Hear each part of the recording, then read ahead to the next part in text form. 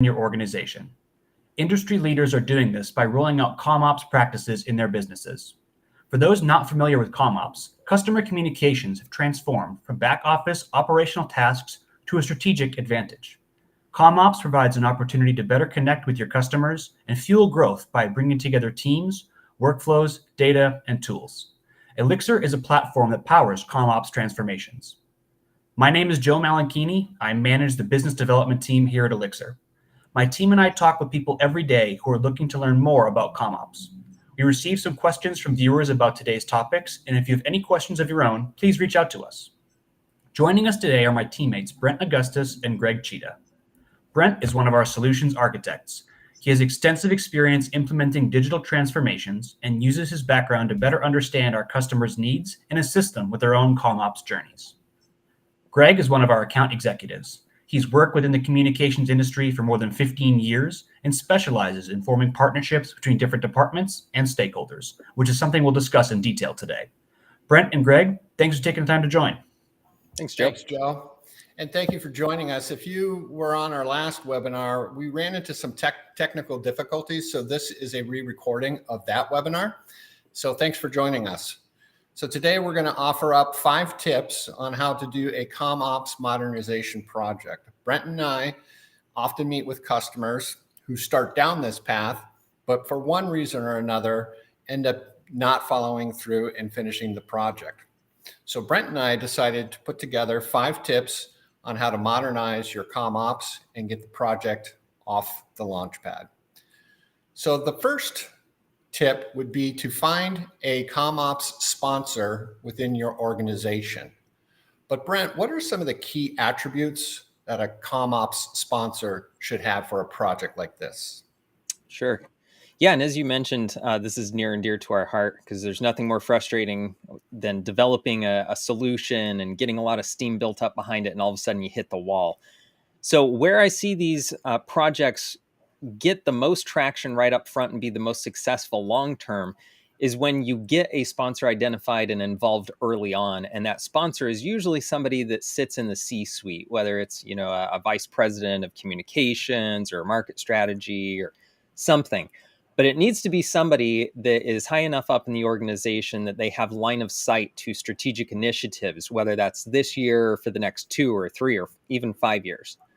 And then another big one is to make sure that they have the level of authority to get together the stakeholders that are needed and kind of rally all the troops together to make sure that everyone understands why this is happening and that, it's supported by management, it's strategic, and this is where we're going. The other one that often kind of gets dropped is making sure that it's somebody that has the authority to sign the check at the end of the day, right? Making sure that there's a budget behind this and that you don't get to the end of it and then it's all of a sudden like, oh, we have to put that on hold for 9 or 10 months. Yeah, that's the one I was going to mention. And that's, I think, the reason you want somebody that's high enough up within the organization that can work across multiple business units, because you're going to have stakeholders from different business units. That's guaranteed. So speaking of stakeholders, the second tip is to get all of those stakeholders in the same room. Brent, what are some of the stakeholders they should be thinking about? Yeah, I have a common list. This seems to change even inside organizations in the same industry, especially industry to industry. But a lot of times the product management team, the marketing group or marketing team, compliance, legal, business users and subject matter experts, even the IT services group. So making sure that they're connecting the systems behind the scenes that are going to be talking to each other. So those are kind of the core ones. And as long as you get the right group together, if you're missing something, they can usually call it out and you can get them in and involved. Yeah, a lot of times we don't see compliance and legal at the table, and they're important stakeholder in regulated communications, obviously. Or you don't get them until the 11th hour, right? Right. Another one that I think sometimes people forget about are the actual end users, the folks that are sending out the correspondence. So like people in the contact center, customer service reps, if you're in the financial industry, financial consultants that are maybe sending out, beneficiary change forms, things like that. Insurance agents. Yeah. People in the field. So once you get the stakeholders in the room, what sort of business requirements should you be thinking about? Yeah, and this is where I kind of live and breathe, is working a lot with developing business requirements. A lot of my experience has been in this area, so it doesn't matter so much which methodology you're adopting, or which spreadsheet or which tool, as long as you do the exercise. So the approach that I like to take is user stories. So the way I do that is that we take each of those stakeholders and we ask them, okay, who are the users in your group that are involved? And then take us through the day for that person. What does a day in the life look like? From the time they log in, what are they clicking on? Where do they go? How do they need to collaborate? And then by the time they get done with it and log out, what have they accomplished in the day? We have a big push at Elixir, making sure that things are very user driven or user meaningful, so that the experience of each user is specific to that person. We're not overwhelming them with a lot of bells and whistles and features and functionality that they don't need to focus on. So Yeah. that's a big piece of it. Yeah, I think the marketing folks, as your stakeholders, they'll know about customer journey mapping. This is very similar to customer journey mapping. What about cloud versus premise considerations? What are your thoughts on that? Yeah, this is usually when you have the IT and legal compliance stakeholders. We used to see a lot of consternation around this. And as we moved through 2021 specifically, we saw a lot of growth and maturity in this area. So we're having more and more customers come to us with these cloud initiatives because it's just becoming so common, as to where before it was like, we're not really sure if we want to go put ourselves in the cloud because we're not sure how secure it is. But most organizations now have security standards that they're trying to build their solutions against. In particular, we have like high trust and SOC 2. We make sure things in the healthcare space are HIPAA compliant and things like that. But also, as you're looking at solutions and making sure that they fit your security needs, you also want to make sure that, okay, if we have to install this inside our own organization structure, making sure that their on-prem or on-premise security deployment meets all of your needs and requirements as well. Well, and that's the beauty of outsourcing it to the cloud, right? You don't have to worry about those certification audits that happen around, high trust, HIPAA, those sorts of things. Yeah, let your SaaS worry about it. Yeah. What about data considerations? Do they need to be thinking about that at all? Yeah, that's a big one. That's one of the first ones that we usually tackle because usually you're getting things in various formats. So whether that's coming in a proprietary CRM format, or it's coming out of maybe a customer management database, ERP, whatever it is. So wherever that data is coming from, you need to figure out what format it's in. Is it staying in that format? Are you going to be making upgrades and get it in a new format? Is this the right time to take on something like that? And then what format do you need to output it to feed whatever solution you're going with? So that's a big consideration. Some of those transformations in data can take months. So that's one of the things you want to do up front. It's like when you're planning a remodel of a house, you want to order the cabinets first, right? Yeah. Now, I know delivery service is a big component of this, and I know most people think just about print, but what are some of the other delivery options that they should be considering? Yeah, delivery requirements are another good one. And legal and compliance usually get involved in this because in regulated industries like healthcare and finance, there are very strict rules around how you can deliver. So whether that's, you're printing it and you're sticking it in the mail is the default.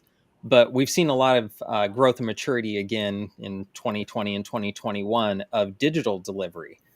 So being able to send that to the cloud, having it archived, whether that's in AWS or Azure, or what have you, if you have an EDS, electronic document storage, being able to point customer portals at it to be able to get their documents. So we do things like send notifications or HTML-based emails and SMS text messages to let them know that their document is out there. But then you need to factor in, okay, if that email was bounced or the text message didn't go through because they changed their phone number, do you have mechanisms to intelligently then decide what is the next step for delivery to make sure that they eventually got it in their hands and you can be sure of it. Yeah, I would encourage customers to really take some time here to be forward thinking. Print is very legacy and very expensive, and your customers are growing and getting used to receiving correspondence in different channels. One of the things I suggest is potentially do a little survey with your customers about channels that you're considering sending correspondence over the system. Now, one of our customers is actually using WhatsApp and delivering contracts and closing the contracts right over WhatsApp, which is a social networking app, not so big here in the United States, but again, that's a very creative, forward-thinking channel. So spend some time thinking about delivery options. Brent, what about regulatory considerations? I know that's a big deal in most of the industries that we play in. Yeah, that's always a big one. Specifically, regulatory came into play when we were doing that WhatsApp integration, and we had to make sure that the WhatsApp messages were encrypted so that the data in transit was protected. But yeah, there's a lot of regulatory considerations, even if it's thinking about the audit trail and how you're handling document approval. So let's say you get to a regulatory cycle where you have to make updates to the documents that exist, whether that's plan data or even a statement that gets issued every month or every quarter. It could be as easy as a phone number got changed, but you have to submit those to the regulatory body and make sure that everything is where it's supposed to be. It's the right fonts, the right sizes.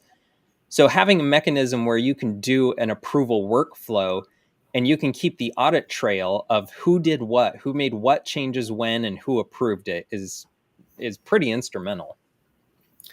Another data point that you want to consider is volumes. I know that we often are asking about peak volume periods. Why do we worry about peak volumes? Yeah, that's another great requirement that a lot of people don't think about. They think about, just how it looks and feels, right, in the customer experience. But what happens when you hit January 1st and all of your customers log onto your customer portal to access, their health insurance ID card or their tax statements and stuff like that? So thinking through the key volumes, what are the times of year that drive up not only the documents that you produce, but the traffic that's coming to pick them up? And what do those volumes look like for each of those periods? Yeah, I know some of our healthcare customers, they have their enrollment season as their peak volumes, and I've seen some pretty crazy volumes there. I think the last, in my opinion, data requirement that you should look at are system integrations. You're going to end up having to integrate to various systems. What are some of those systems? Yeah, and that kind of goes hand in hand with what I just mentioned about client portal. We're seeing a lot of initiatives that are focusing on customer experience. So being able to take all of these documents that we're creating, store them someplace that's cloud accessible, and then use things like flexible APIs. That's an area where we're seeing a lot of growth lately. So an API is basically just a standard that is written for the system so that another system like a CRM, whether it's a Salesforce or Pegasystems or whatever, they have a method that they can code against to request information from the system. So in our case, we store documents, and then we have an API that allows member portals or customer portals to be able to look up those documents and meet the security standards to make sure that each user is only seeing their own documents. We have like 4 different checks to make sure it's the right person, give them their list of documents, and then they can access it. And it's a huge deal when you're talking about reducing print and self-service. So after you've gone through and gathered all the business requirements from the various stakeholders, I think the next thing you want to do is start to research the different platforms that are out there. Oftentimes, folks look at just the content creation piece, but there's other aspects to the life cycle of document management. Brent, what are some of the other life cycle parts? Yeah, and you set this up great because it's okay. Once I have my list of requirements, it's like car shopping, right? Now, if I just go into a dealer and I'm like, I'm looking for a car that has all of these things, and they're like, yeah, we have this car that doesn't have any of those things, but it looks really cool. Like, well, you're probably not selling me on it. So yeah, some of the things that we try to put emphasis on is make sure that the platform checks as many of the boxes as possible and aligns with your strategic vision long term. So maybe it meets your needs for this year, but make sure that it meets the needs and initiatives for year 3 and year 4, whether that's just the user experience around document design, the approval workflows so that you can reduce the amount of time that it spends to get changes made, delivery, archival, the client portal that I already mentioned. So that's just some of the areas that you want to focus on, make sure that your platform has. Yeah, approval workflow is a big one that sometimes folks forget about. And that can be highly automated now in a modern platform. Yeah, gone are the days of producing a spreadsheet and sending around an email and trying to make sure that all the right people replied, I approve, right? Hopefully. Hopefully. I think that another one there, though, is also look at the user interface. You want to make sure that it's intuitive and also user role based, because someone who's designing the document is going to have different requirements and than someone that is actually like approving a document. So think about the user interface, make sure it's user friendly, intuitive, and role based. Yeah, those are great considerations. You know, we've gotten very far with a few customers, but I think a lot of times they get overwhelmed with the magnitude of such a project. So the fifth and final tip is, if that happens, start with the low-hanging fruit. What are your thoughts about that? Yeah, what we commonly do is lead organizations through building a roadmap, trying to figure out which are the strategic documents that we should onboard first. One of the reasons we do this is you want to pick the ones that are the easiest to configure, the easiest to get the data, require the least amount of stakeholders to support it. And then that helps you prove the ROI to your project sponsor and to senior management. It also helps garner support and excitement throughout the organization, right? Once everybody kind of sees it go well and they see how easy it is to use, then it's not a big deal to start onboarding some of the more complicated projects. Absolutely.